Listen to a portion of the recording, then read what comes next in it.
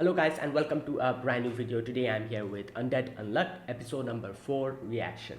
Right, the previous episode we went to Russia and we came across another person from the Union. Her name I think is Gina, as they explained later on. And she is an interesting character. She seems that she has like a connection with Andy from before, and she's the one who captured him. And Andy thinks she's one of the most strongest and problematic people to face. And she has the power to make like barrier and like kind of mm, like use it for different things, like some very interesting applications she has. And that's how she was able to kind of seal Andy's head so that he couldn't regenerate. That's why Andy's like, yeah, she's going to be problem. But Foucault and Gina kind of meet at the beach over there, and they have a little conversation. And Gina kind of talks about how what's that word?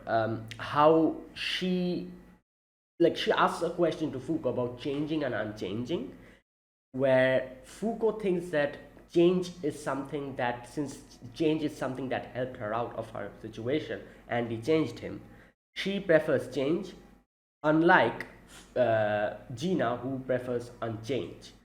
And it's basically like a clash of ideals, and then they start their battle. Andy comes in, joins in, and we get a proper introduction. Another thing that I kind of missed, and the comments let me know, is how in space, in this world, stars don't exist. I completely missed that.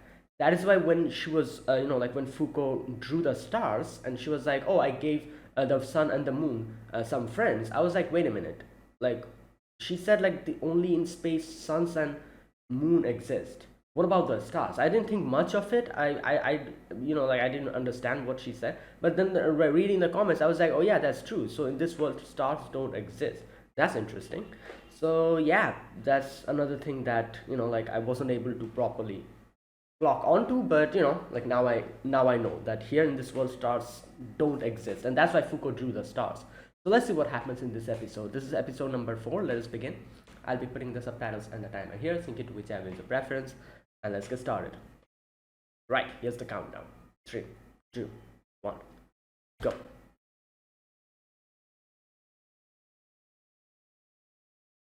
Okay. Yeah.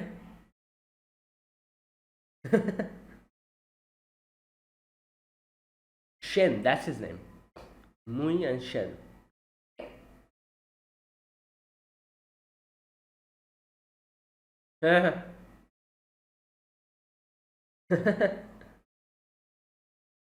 Okay.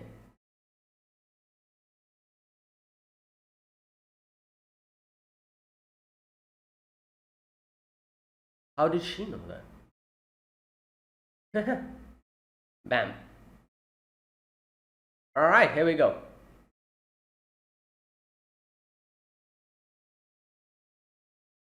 Okay.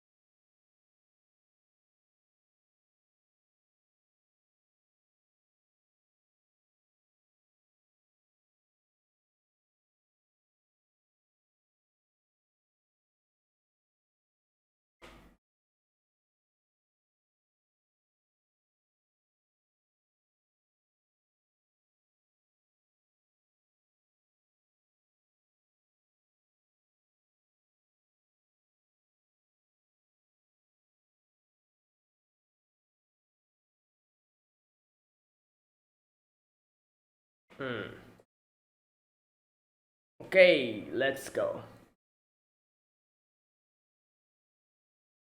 Wait, what? God damn. Rule. 40. Yeah. Yeah. Yeah. Dear is dead. Dead Chin. She calls him Dead Chin. Yeah.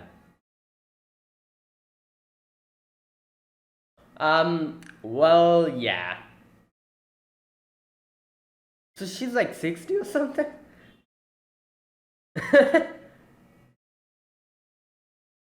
Oh.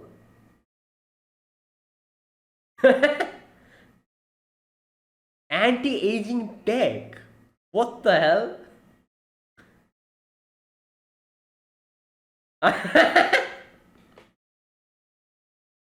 What are you, an idol? Whoa, whoa.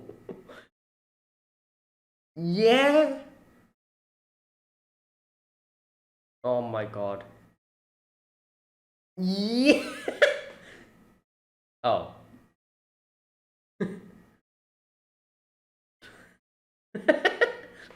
Okay. Oh my god. Yeah, he's fine.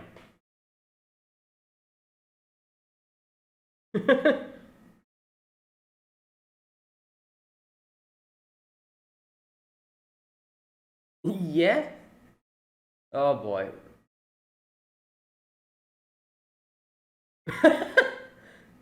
Yeah, you caught him, cut his head off, and cut it, and sealed him.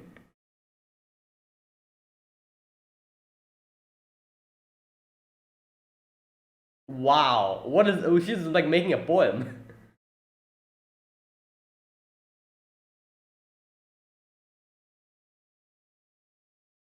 Oh.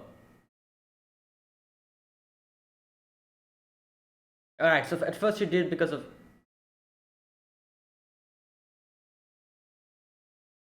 Hmm.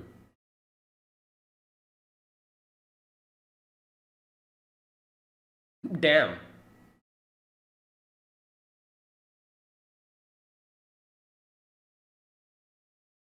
Well, he did that actually. Yeah.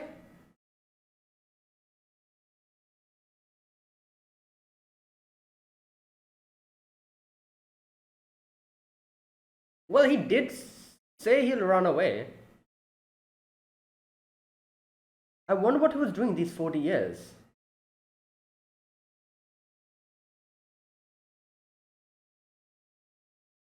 Wait, is that a grenade? Oh my god. Well, she has her barriers. I'm sure she's fine.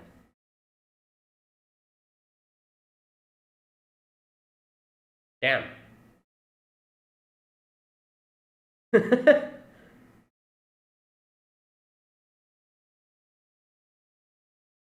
Wow.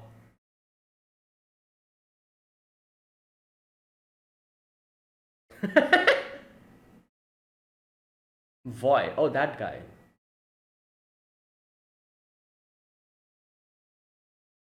Hmm. Damn, flashbang. Oh no, it's still there. Damn. It's just a. How can you defeat her? Like, she has a barrier all around. What the hell, Spider Man? Like, what?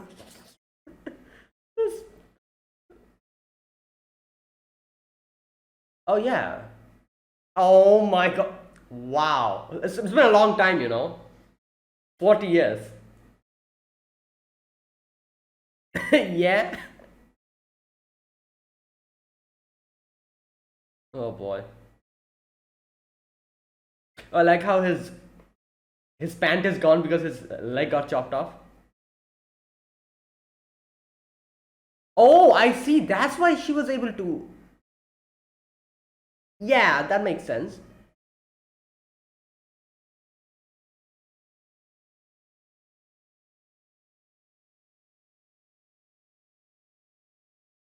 Damn. Case 3. Hardening. Yeah, but. Yeah, okay, wait a minute. What is she negating to. Oh! Oh my god!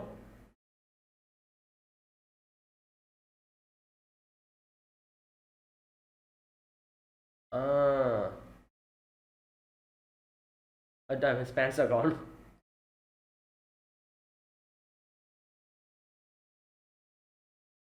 Whoa, whoa, whoa!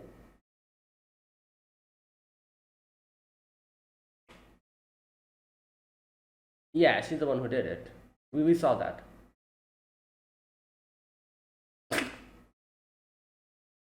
Good god.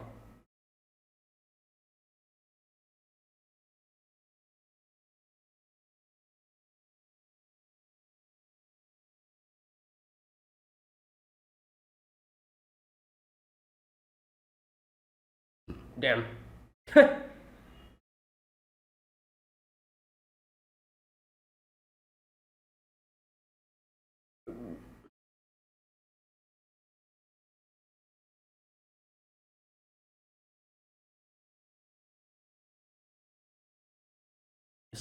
He has flashbang in his hand.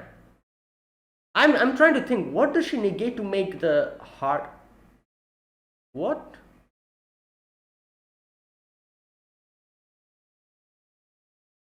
Whoa! What is he doing? Body repair. Oh, wait. Damn, that's a gruesome way.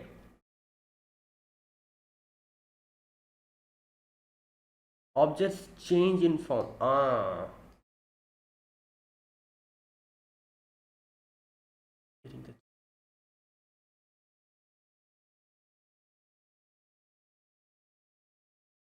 Oh wait.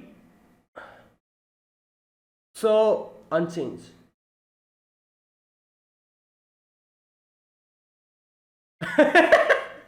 Well, whoa. What the? Her unluck is going to go crazy now. Wait, so unchanged. Okay, I'll need to go back. After ending this episode, I'll need to go back to that part and see. You negate variations in form. Oh.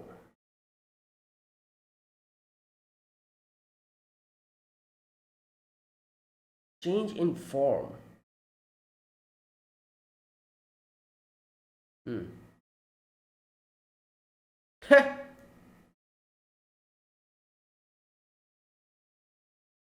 How many minutes?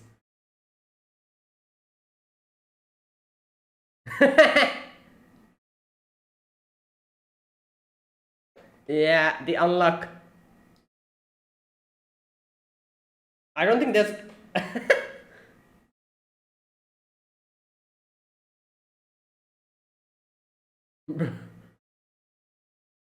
Yeah.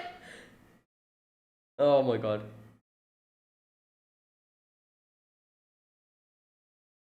Wow, her hair is just.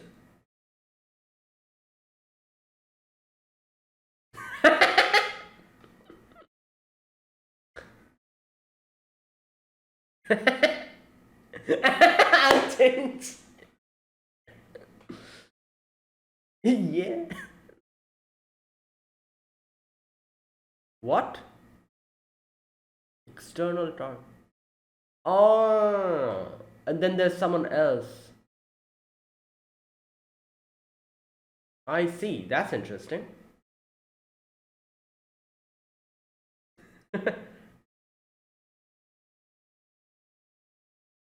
Yeah, I was wondering why is she so young?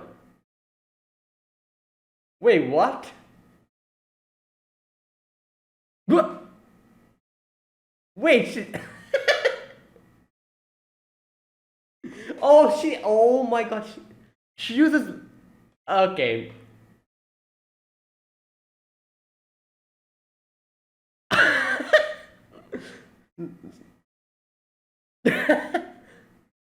Oh my god. Yeah.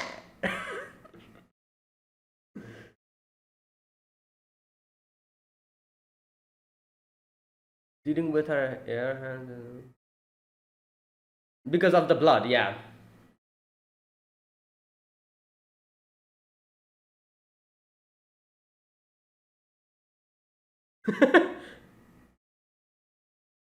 What about the unluck?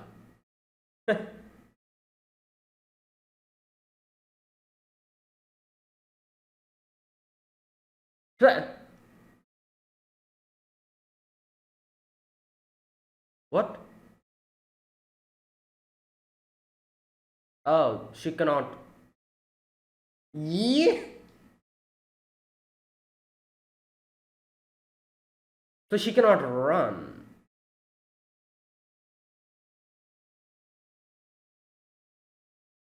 Oh my god, this is like some. Was that a barrier? No, wait, there's someone else. Whoa, whoa, whoa, who the hell is this? Oh my god, someone else has come. Hey! Eem!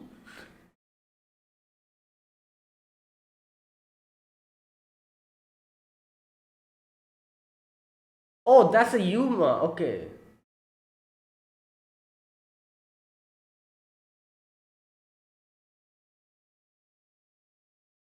Oh no, wait. Wait.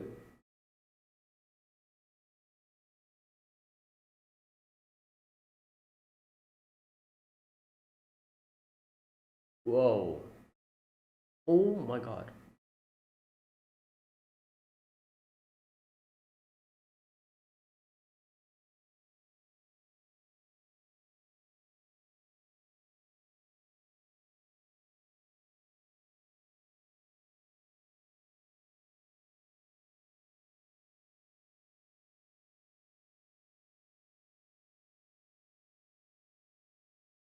Hmm.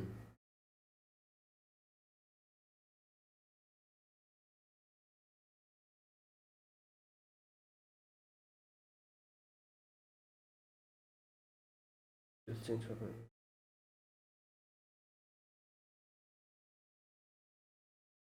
Damn. Ugh. Whoa.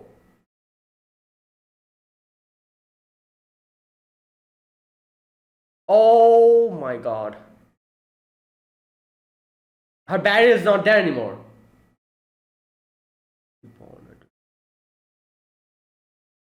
Oh, she.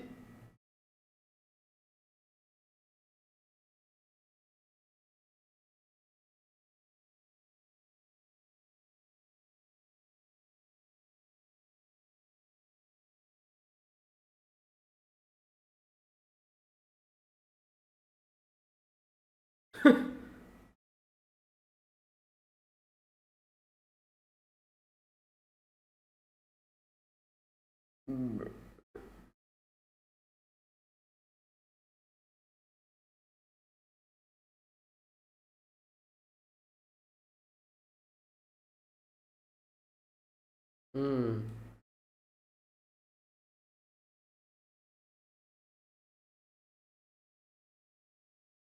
Whoa. Ah. Okay. Oh, he's the one who cut it. Okay. When is the unlock coming? There's a hole in the barrier. Oh. True. That is so true. Oh, he's just cutting off his. Okay.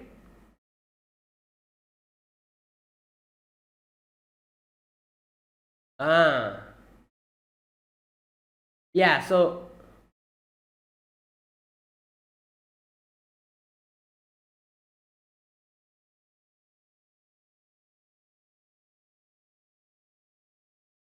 Oh, the sword. I was wondering. The sword could only go in. Maybe.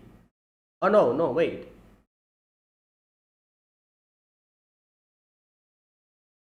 Oh.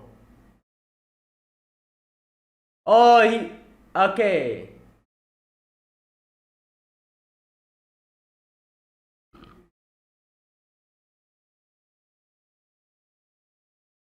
Wait. What? Wait a minute. What happened? Ah.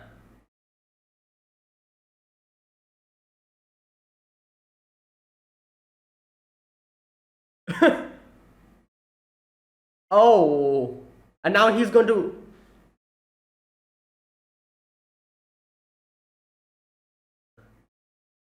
True. So from the inside.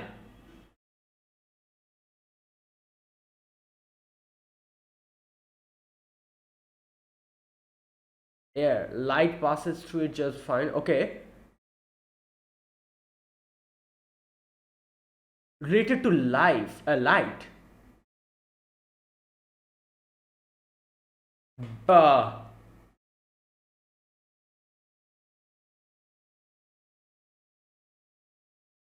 oh my god.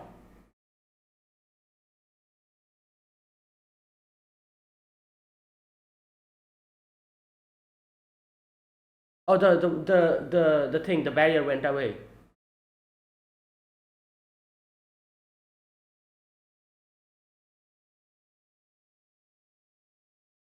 So.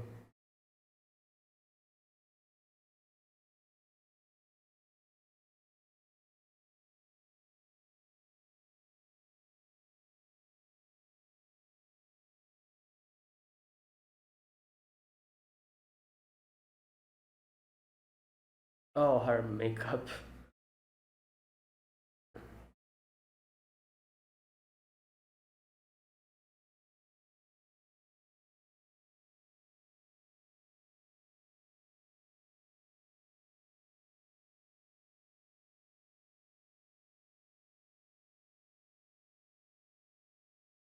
Yeah.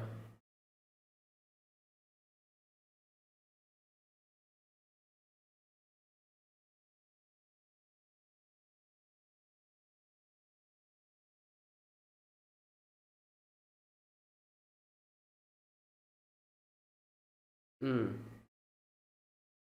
Wait.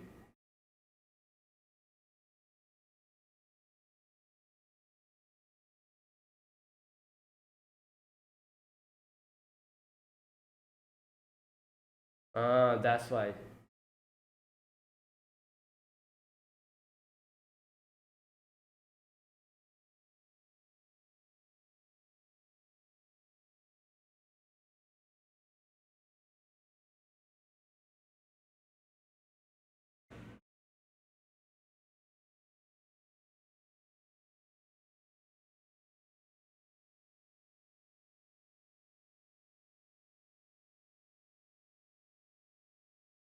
Hmm.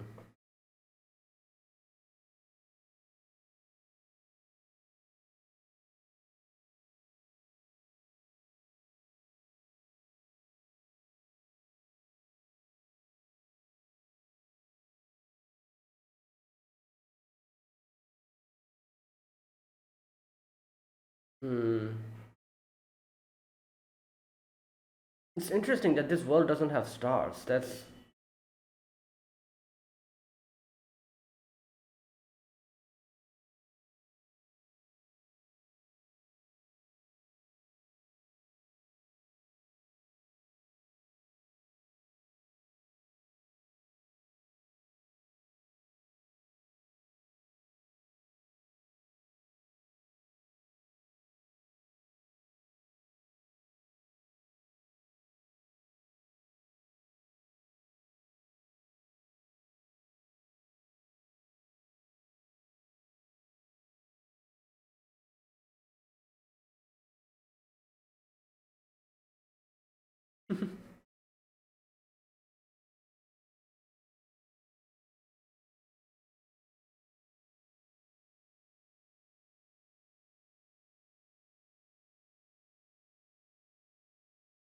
Do you love the change in me?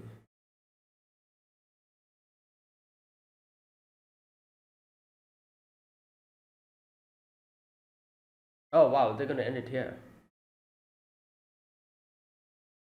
Oh. Okay, I don't understand one thing. He says that she doesn't have much to live. Was she talking about her age? But I don't think 66 is that much of a like yeah, to I'm sure she has a few more years. 20 to 30 years. What or is it something else? Like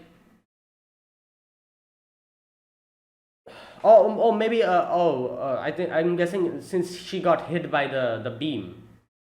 Is that why he said that she doesn't have much time? I don't. Okay, right. Okay, a few things I need to go back and check. First of all, the whole plan, it happened so quickly with, like, what do you call it? With the plan that Andy made to like infiltrate through the hole in the barrier. I need to go back to that part and see the execution of it. So yeah.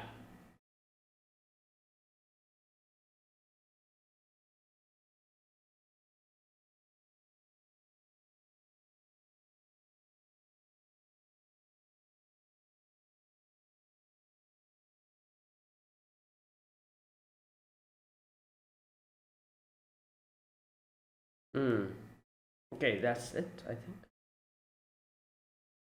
Yeah, that is it.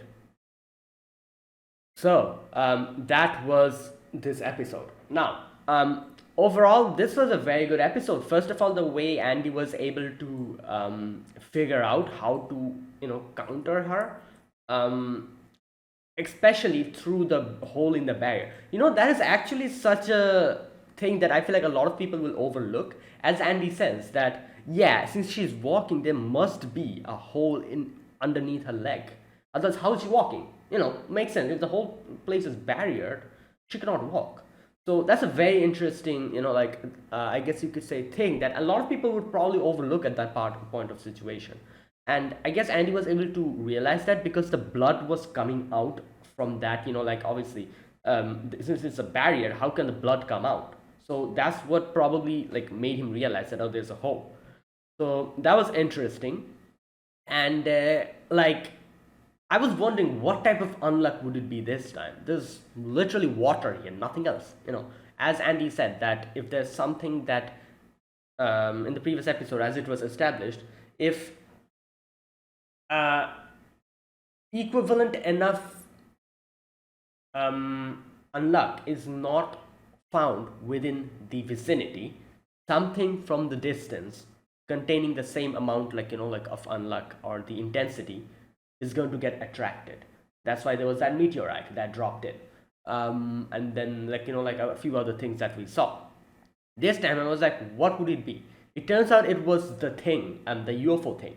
Like that was the only thing that was in the vicinity which had power enough for equivalent enough for the unlock, and that's why the beam shot. And Andy was obviously smart enough to realize that yeah, the unlock is going to hit me. So if I'm somehow able to infiltrate her barrier, along with me, it's going to hit her as well. So that was a very good plan. Not only that, excuse me, there's a few interesting things in this episode. We've seen how Gina has always said stuff about unchange. How she likes unchange. you know I, in the previous episode when she said that, I kind of related that with the fact that, oh, since Andy is unchanging, that is why she said that she likes unchange and she would want the relationship to be the same, how it was before. That is the, I guess you could say, the point, or the points, the 2 points that I thought were one of the reasons for her liking Unchanged. Yeah, that still holds true. But there's a few extra points we get to know in this episode, which also shows how why she prefers Unchanged than Change.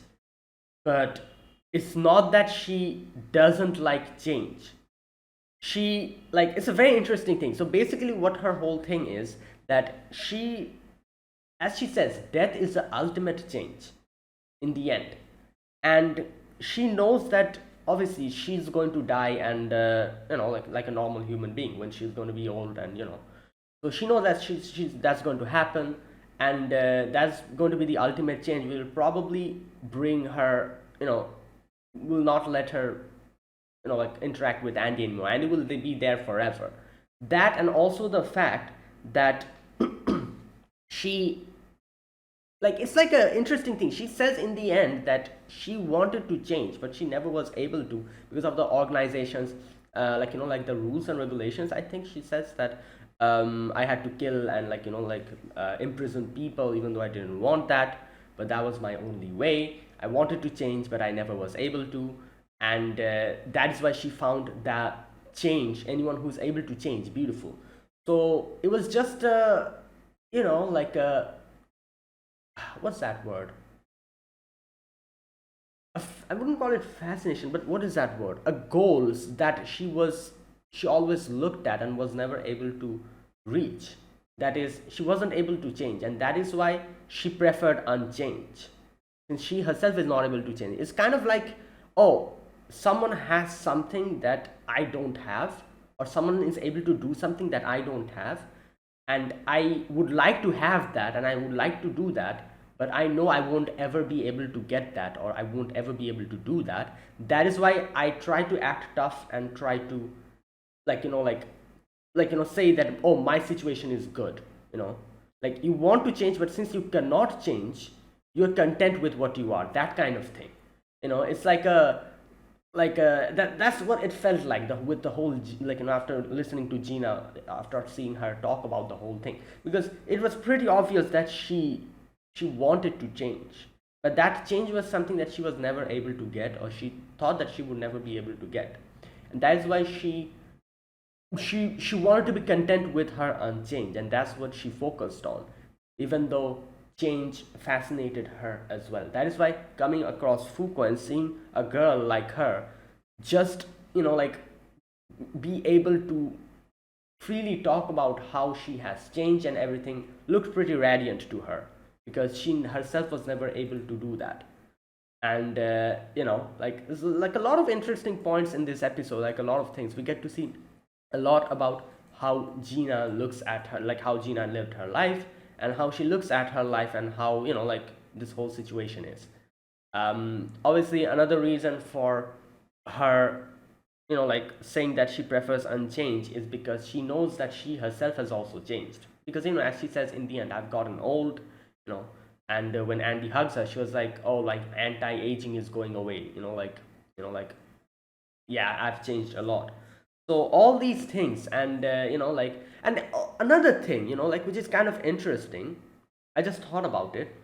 I feel like there's another big reason why Gina prefers unchanged. It's because that will make her, I don't know, like make her be equal to Andy. Like, this is the thing.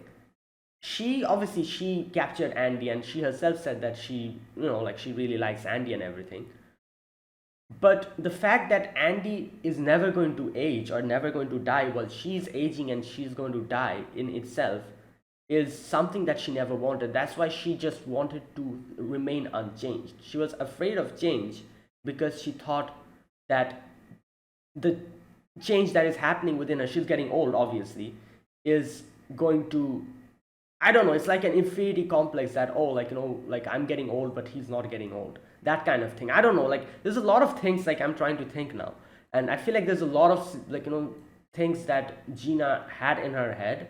So basically, she wanted to change. She knew that she has changed. And there's a few things that she wanted to change in herself. For example, as she talks about the union, she doesn't want to do stuff that the union tells them to do, all those bad stuff. That's what she wanted to change, but she never was able to. Also, another thing is that she didn't want to change ahead of Andy. Andy will always remain the Andy that she saw. He's never going to get old, he's never going to die, while she's changing from that 16-year-old kid who captured Andy to now a 66-year-old lady. So that change is also something that she kind of, I guess you could say, she didn't, I wouldn't call it she didn't like, but she feared. And that's why she puts all the anti-aging thing and everything, trying to keep herself look unchanged, because she wanted to be similar to Andy.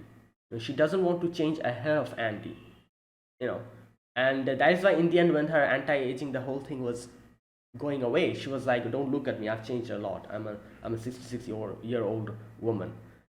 But Andy was like, oh, that's not going to, a few wrinkles are not going to change my, change how beautiful you are, or something like that. He says, I think. So, all these things. Yeah, she's a pretty interesting character. Like I said, I feel like she's a character filled of contradictions. Like, like I said, she wants to change, but she's never able to change. That is why she tries to think that, oh, unchange is the best. But at the same time, she also doesn't want to change, because if she changes, then it'll be that she changes ahead of Andy, and she doesn't want that, because Andy will always be unchanged. You try to be similar to the person you like, that kind of thing. Andy is unchanged, but she she always changes. She obviously changes because she's a human being, and she didn't want that. She didn't want to change ahead of Andy. She wanted to go along with Andy, you know but since she's not able to do that, she was afraid of change as well. So she wanted to change, at the same time she was afraid of change. That's why I'm saying it's like she's a person full of contradictions, if you think about it like that. And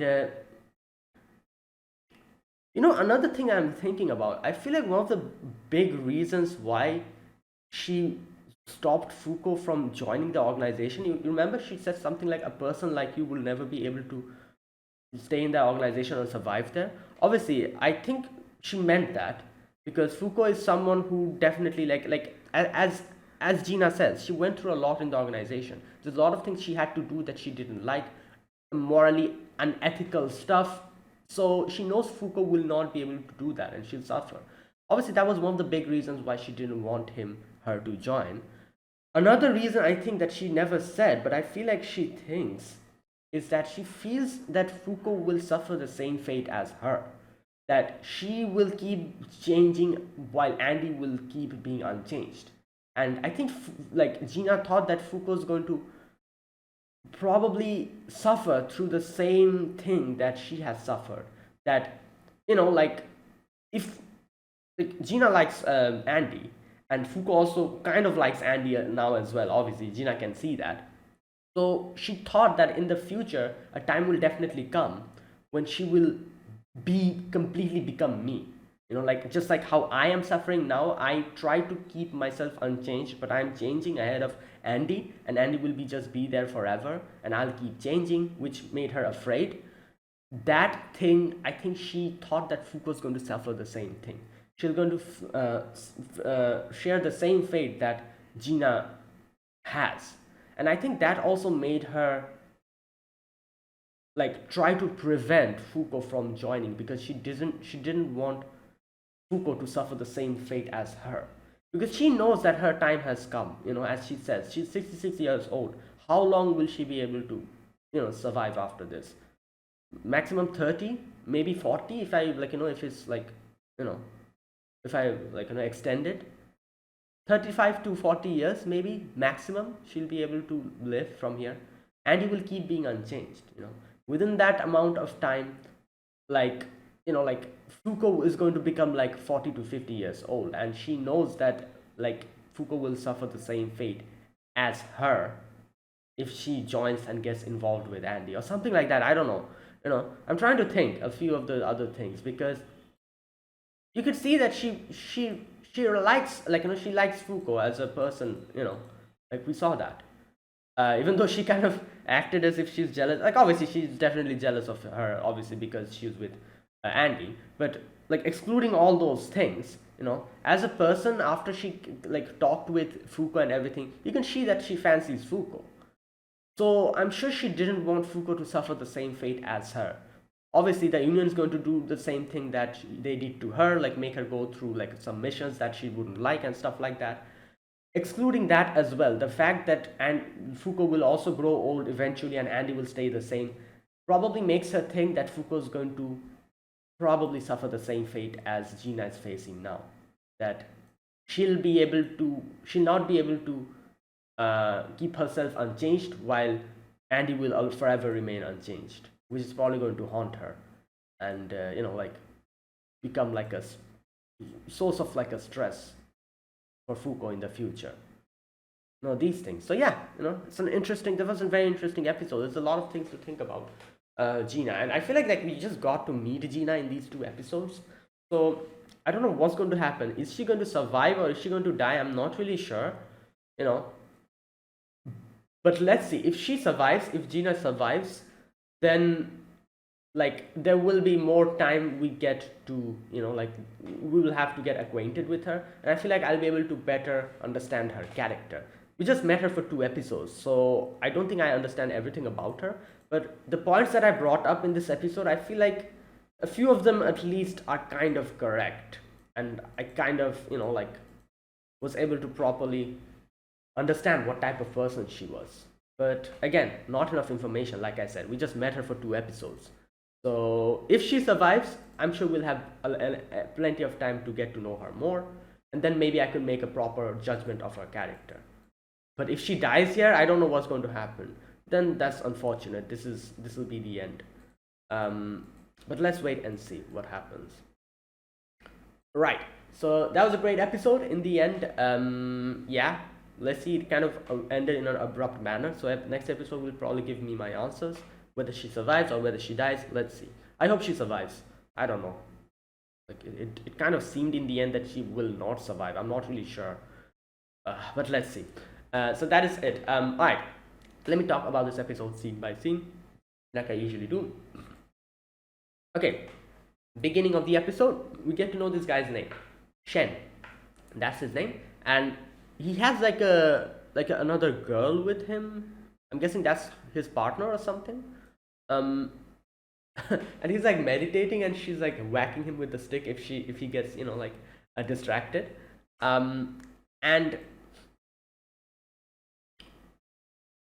okay, so the girl says that Miss Gina has contacted both Undead and Unluck. The battle will start, and here Shen says something like, "Where's that part?"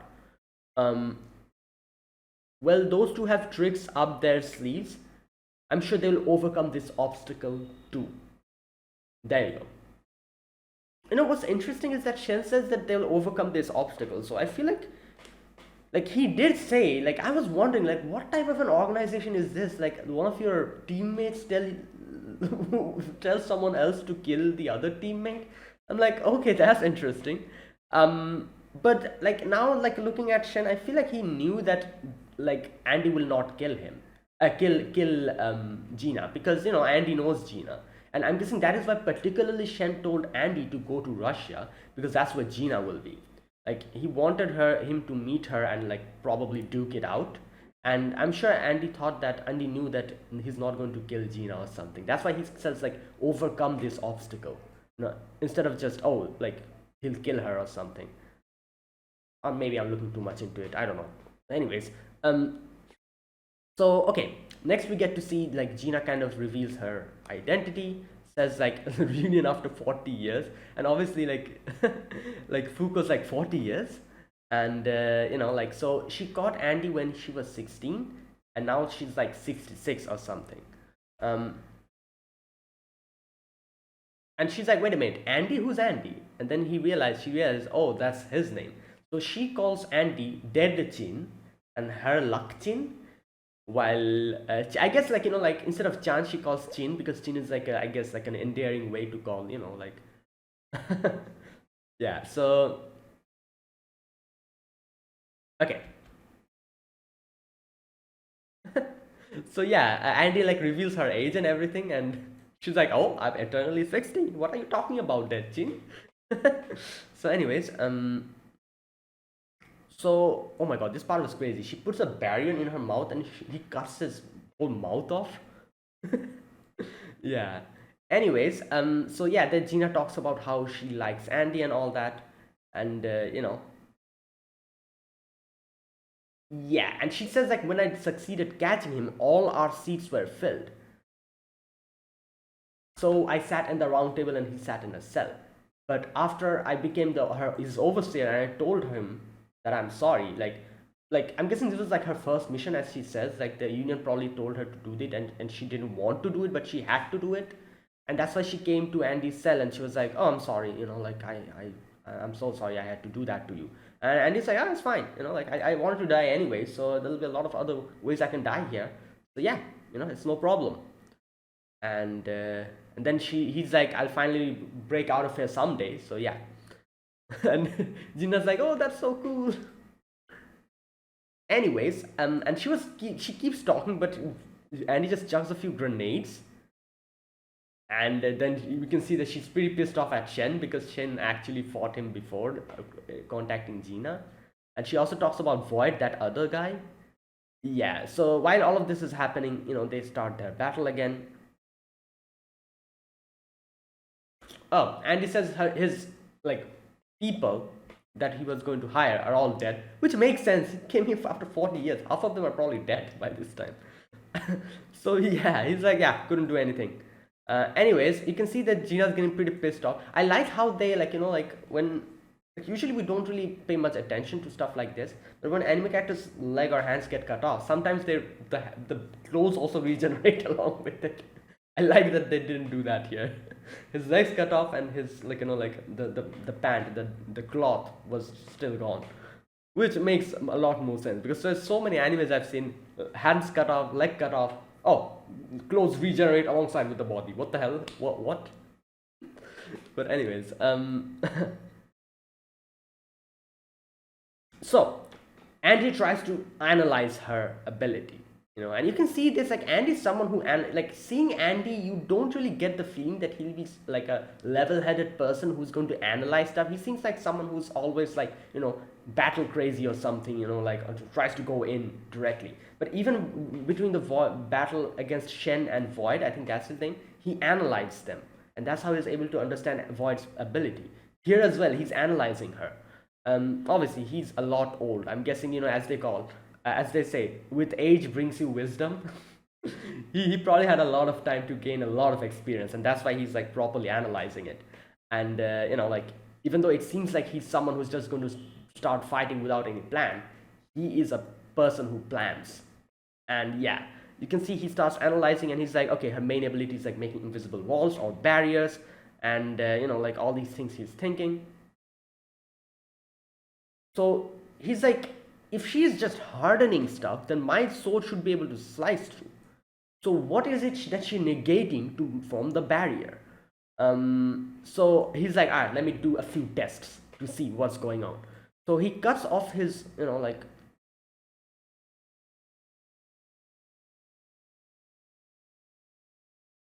okay. So yeah, he tries to like see how like it's going to work. Her barrier is working, but here Gina talks about how one spot is empty, so he can all easily join. And he's like, oh, like like Fuko should have died back then. She won't be able to become a member anyways. The quota and everything. Like obviously, she does say that she could have died. It would have been better if she died, but I doubt she means that because, like I said, later on there was a section where she says that like Fuko shouldn't join because she's going to suffer if she joins the union, which makes me think obviously she didn't mean that. She definitely wants the best for Fuko as well, and that's why she was trying to prevent her from joining. Again, because it's the union, and the union, like her experience with union is not good, and she thinks that Fuko won't be able to survive there. Number one, number two, she thinks that Fuko will like reach the same fate as her. She'll keep changing while Andy will remain unchanged, and she'll suffer in the end. That's what she thinks, and that's why I'm guessing she's trying to prevent her. Either way, Andy's like, I don't care, like I'm going to get her in the like in the union, and I'm going to die as well, using her ability eventually. But either way, so here Andy comes up with an idea. So she says, I've understood what she negates. Cuts off his head, goes up, uses his body to repair, blasts off. There's a grenade, I think. The blood starts like spouting, falls on Gina's barrier.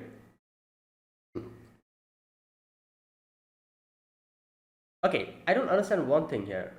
Why was his head burning when he falls down? Oh, I'm guessing, oh, because of the grenade. Okay, that makes sense. The grenade blasted and his hair caught on fire. So he says all your invisible attacks have been negating the change in air itself. Okay, what? I don't understand this part. Negating the change. Wait a minute. Wait a minute. Gina, you negate an object's change in form. An object's change in form. What does that mean? Negating an object's change in form. So from water to ice and from water to vapor, that kind of change in form?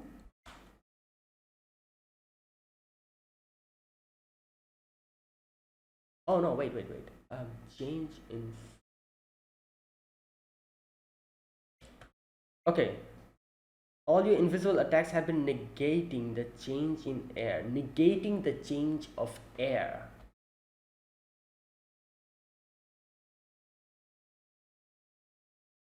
Okay, I'm not clear about this. What does he mean by change in form of air? Like, so she's like,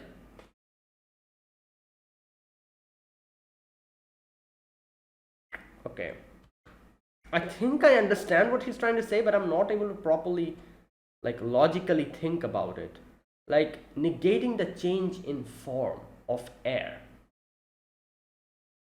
Okay, so she's like freezing air in a place or something. Is that how she's making the barrier? She's like literally freezing the air around her. That's why she's not like changing form. The air is not changing form. So the air that is here is not changing form. I think that's what he's meaning. So when he's trying to attack, since the air is not changing form, it's just there, like just as a barrier, it's just there. Okay, unchanged. That is your ability. Okay. Right. So here Andy comes up with an idea, like he's going to trigger the unlock, and that's why he like like the full contact with like Foucault. Okay, Andy kind of explains it a little bit more here. Let me read. I need to understand properly this. Wait a minute. Okay, so Andy says that you negate variations in form. Variations in form. Like, what's confusing me? Air doesn't even have a form. What form is he talking about? Air is just, I'm guessing that's what he's talking about, that since air doesn't have a form, it can change into anything, and she's negating that change in air, and that's why it's like hardened in one place or something. I'm guessing those hands are a result of you fixing the there you go. Yep, I was correct. Fixing the air in place, that is a good way to explain it. Right, I understand now. Like I said, yeah, so it's literally what I said. So she's trying to like negating the change in form. Air that doesn't have a form can change into anything. So she's changing that change. She's like negating that change. So as soon as air is not able to change, it's just there like a lump of block. And that is why he's saying, by telling fixing the air in place. Not only air, she can do this for water as well. Water is a bit easier to understand because water is you can see it. Air you cannot see, so it was a bit difficult for me to put my head around what she's doing. If you think about it with water, it makes sense. Water is just there. Since it can take any form, she's negating that change in form. So water is just there like an ice block, kind of like that, So yeah, it makes sense. So she's literally fixing stuff in their place. It's not letting them change. I see. Fixing the air in place. No one can slip from the grasp once they take hold of them. I admit not being able to touch you is a pain, but that doesn't mean we're out of option. Okay, there you go. So there you go. Like, that's the whole thing. I understand now properly. And then Gina's like, what the hell are you doing to him? And she's like, oh, you must have seduced him. Oh my god.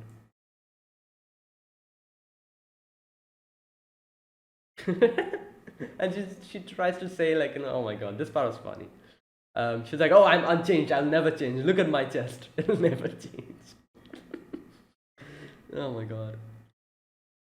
And and he's like, the hell are you talking about? You're an external targeter. So here's another interesting thing that he says. Up until now, I thought she was also using unchanged in herself. That's why she was so young looking. She was not changing. But Andy completely denies that. And he's like, no, you're not going to be able to do that. You're an external changer. So your power like targets other people, not yourself. While powers like me, the powers that I have is something that targets myself. So we two are different, I target myself, that's why I don't die. you know you target someone else, that is why you change, but other people, your target, your power doesn't change other stuff. So that's interesting. So she was not really unchanging herself. That was literally makeup, as he says in the end, that she's caked up makeup or something. She says something like that. She just cakes on the makeup. Oh my god. I'll admit her chest hasn't changed. Oh my god. And I think that's what she calls anti-aging something, like, like whatever. Yeah, her ability doesn't work on her. Which is, like I said, kind of ironic because she herself doesn't want to change, but her power doesn't target herself. You know, kind of sad. Um, but interesting, if she was an internal targeter, if she targeted herself, I feel like she would have been an entity similar to Andy. She would never die because she would remain unchanged, wouldn't it? I think so. Which I guess would be a little bit different than Andy, because if someone kills her, she'll die. Unlike Andy, he just regenerates. But if she was an internal targeter, she would forever remain young and forever be immortal or something like that. You know. So yeah, that's kind of interesting now that I think about it, because she wants to stay with Andy forever. That would have been a very appropriate thing for her. But like living forever isn't a good thing. We know what Andy is going through. So I'm sure Andy wouldn't want anything like that happening to Gina, because it seems all well and good that, oh, stay alive forever, but when you realize that you'll be the only one unchanging and everyone will change, grow old, and die, that's a very bad feeling.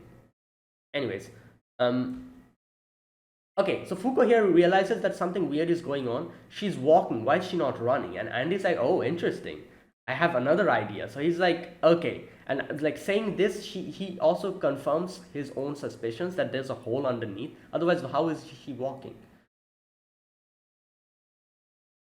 Okay, now this part I need to understand. What the hell happened here? Something bumped their head. They fall down. And she's like, oh, hey, you're getting in the way of the investigation. There's a UFO on top. Tries to shoot laser towards them.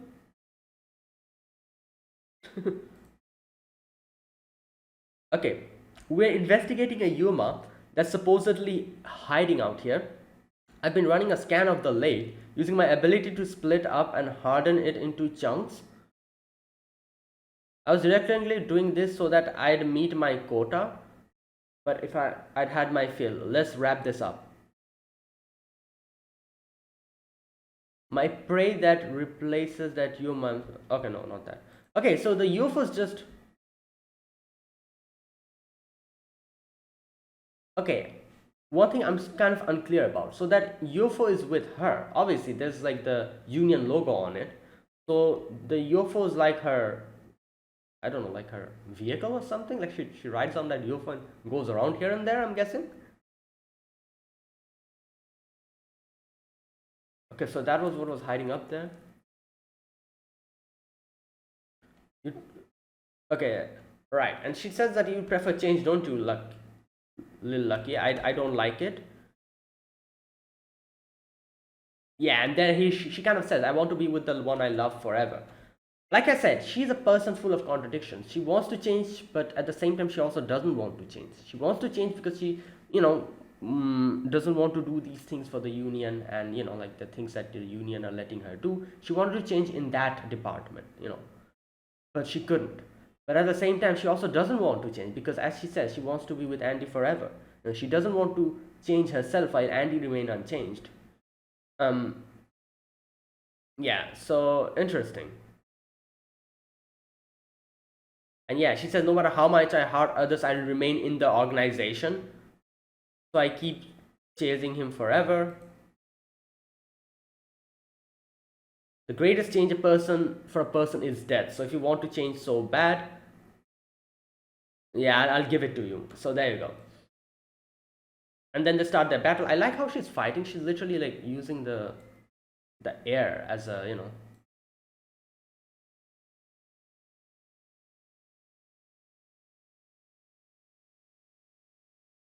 Yeah, so then they have their battle, and he's like, she can't die until I let I myself die.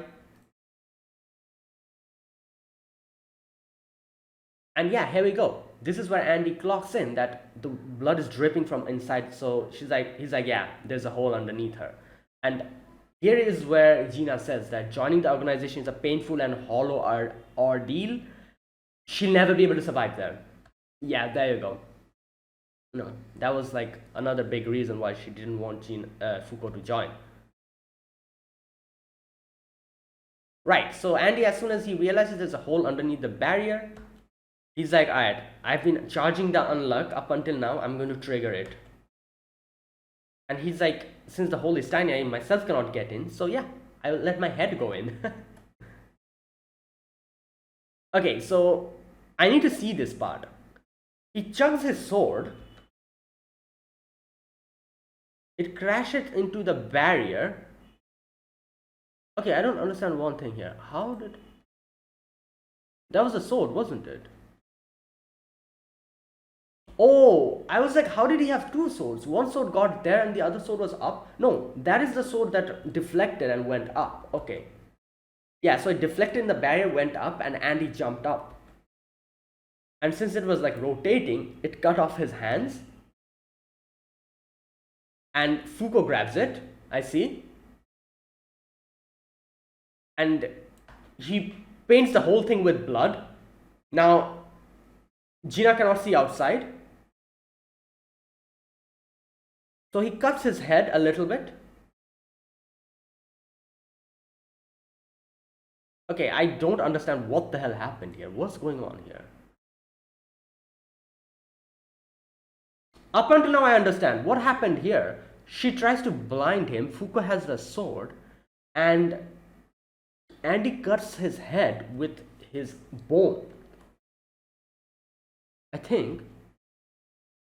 So after this, how did the sword come from underneath? I don't understand that. What am I even looking at here? Good God. Andy's head and hand are gone. Foucault is on top of Andy. And she's grabbing Andy's head. Oh, they went close to the barrier. Oh, so she wasn't able to see them through the blood. They came close to... I was wondering, I was like, how did the sword get that close to the barrier since like Foucault was the one holding it?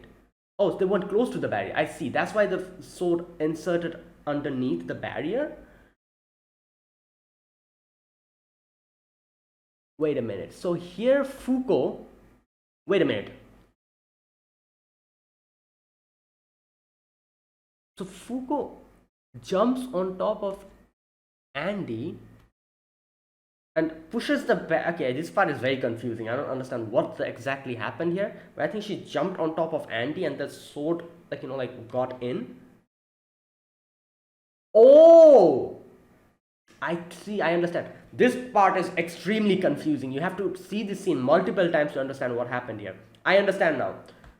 First, she coated the whole thing with blood. She couldn't see that if they're going close to him. They went close to him, close to her.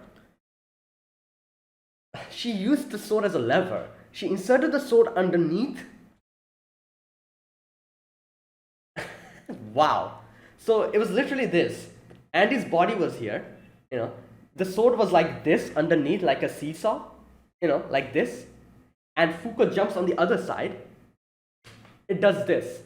The barrier, the hole was over here. It rotates like this. So the hole is on top now. And then he grabs the whole head and throws it inside. Oh my God, this part was complicated. You had to multiple times see what's going on. That was very smart. So yeah, she inserted the sword underneath the barrier and used it like a lever, like a seesaw, like jumped on the other side, and it became like this, and the hole came outside. So then she chucks the head inside since the hole is outside now. Wow, that's crazy. I was wondering how would they insert the head from underneath? How is that possible? And while reacting to it, none of this made sense to me. I was like, how did she do it? Now that I'm looking at this part multiple times, I realize what she did. Then she chucks the head in. The head goes in because the hole is on top now. And he's like, yeah, let's bring a change, Gina. Unluck occurring outside the barrier won't take you down. And since the hole is on top now and the whole thing just flings outside, it's easier for the UFO to shoot inside. And that's what he says. Like, if the unluck happens outside, it won't affect you. But since the hole is up on top now, it can insert. The unluck can get in alongside my head. Even if it's a summoned meteorite, I doubt it will have a crack in it. But once I'm inside the barrier, yeah, and the hole is on top, the unluck that kills me will come inside with me. Since your barrier is composed of air, light passes through just fine. So the unluck will be light based. I'm hedging my bets on that thing. Yeah, so the UFO shoots. Here's one thing. So I'm guessing, obviously the UFO was Gina's, I'm guessing. So it somehow got triggered, I'm guessing, because of the unluck. Even though Gina was there, it took Gina along with Andy.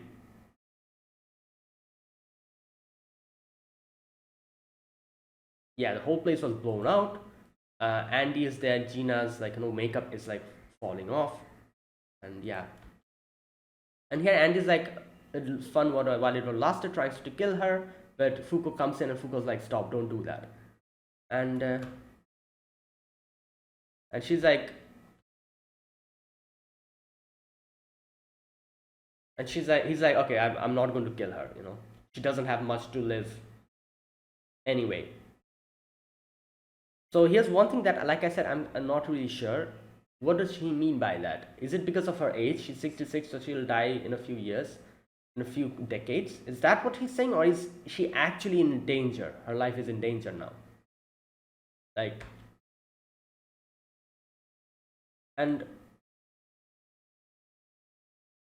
yeah, so here you can see Gina tells that I've captured, executed so many, man and beast alike. I wanted to change, but I never was able to. Nothing has changed. And not the world and not me. I'm sure the outside world will gain more rules and go through a huge change. I thought that our mission was to prevent the change in the world. I believe that was our life's mission, but perhaps I was wrong. Yeah, and she talks about the stars, how, like she liked how Foucault gave like the sun and the moon friends, that is the stars. And she's like, I never had that idea before. I may not have been able to change, but maybe change in itself isn't so bad after all. Yeah, and then she says like the anti-aging is going away, don't look at me. Like I said, that she doesn't want to see, like she doesn't want to accept that she is changing, but Andy is unchanging. And that's why, like, her saying that, oh, like, don't look at me, I don't want to be looked at this hideous state. Don't worry, as for your sits in the union, you two are as good as in. And then Andy goes and, like, hugs her.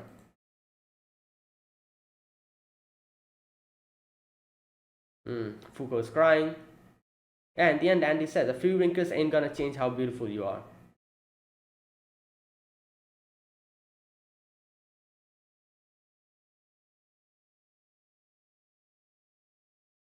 Okay, so in the end, I don't know what happened here. Like, they show her, like, like her head fall down and she's crying. Like I'm saying, I'm not really sure what's going to happen. Is she going to die, or like what? Like, or something else is going to happen? Let's wait for the next episode. It seems like the whole scene was made in such a way that they'll kill her off, but I don't want to see her die. Let's see. I don't know. Let's see what happens. Anyways, that was this episode. This was episode number 4 of Undead Unluck. That was a great episode, and the whole plan that Andy made to, like, insert his head underneath, that was crazy good. It took me a while to understand what Foucault did there with making the sword as a lever, like a seesaw. That was pretty smart. So yeah, so there you go. Great episode. I hope she doesn't die. I don't know. There's a 50% chance that she'll probably die here, because that's how the scene kind of played out in the end. Let's wait. So that is it. Thanks for watching. If you guys enjoyed this video, be sure to press the like button, subscribe if you're new to the channel, or you haven't subscribed. Comment down below anything you want to say, anything you want to let me know. I'll check them out. And that is it. Thanks for watching. I'll see you guys next week with another episode of Undead Unluck. Until then, goodbye and have a nice day.